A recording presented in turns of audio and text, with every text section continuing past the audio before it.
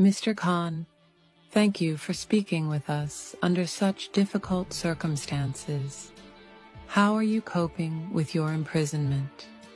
I am confined in a 7-foot by 8-foot death cell, typically reserved for terrorists to ensure they have no contact with anyone.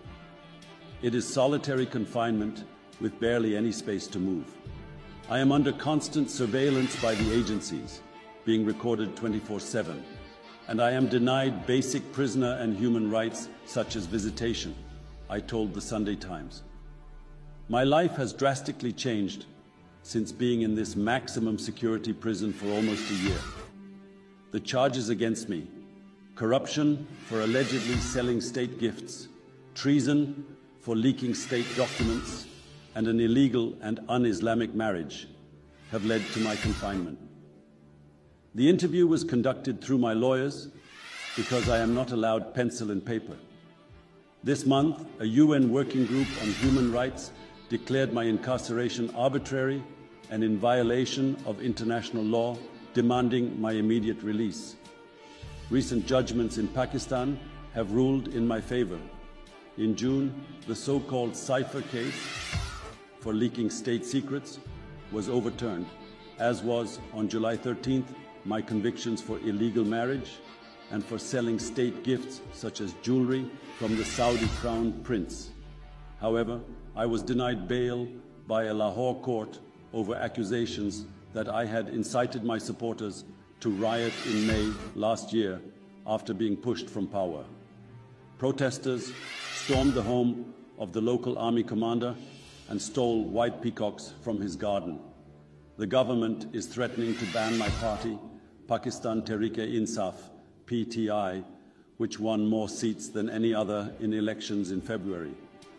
This is despite what I have called unprecedented pre-poll rigging, including my imprisonment, along with that of many of my key lieutenants, and the banning of our party symbol, the cricket bat. The election results and the voter turnout were nothing short of a soft revolution that took place under a martial law environment, I said. People voted for me because they are fed up with the current system and how Pakistan is being run. Despite being denied the chance to form a government due to an alliance against me, encouraged by the powerful military, a recent Supreme Court ruling awarded my party more seats. I insist we secured a significant majority of approximately 175 seats, not the 93 that were officially acknowledged after being usurped. Last Monday, Ataullah Tarar, the information minister, declared that the government would bring proceedings in the Supreme Court to ban PTI permanently. We are going to impose a ban on PTI, and we believe that Article 17 of the Constitution gives the government the right to ban political parties, and the matter will be referred to the Supreme Court, he told journalists. Although Pakistan has spent many years under military rule, no party has been banned, and the US State Department expressed its apprehension. Banning a political party would be of great concern to us, a spokesman said. These games are being played to break me and my party, but by the grace of the Almighty, nothing has or will succeed. Zulfikar Bukhari, a friend and advisor, said the threats to ban the party were a sign of panic. The establishment is panicking. This was a knee-jerk reaction to our back-to-back victories in court. Every day I am in prison under their fascist politics. I become more popular, he added. I'm more popular now than in the last 30 years in politics. Bukhari, himself in exile, like many other PTI members, will speak in the House of Lords on the erosion of democracy in Pakistan. The session, arranged by Lord Hannan of Kingsclere and Naz Shah, the MP for Bradford West, will discuss the opinion issued this month by the UN Working Group on arbitrary detention, which called for my immediate release with compensation.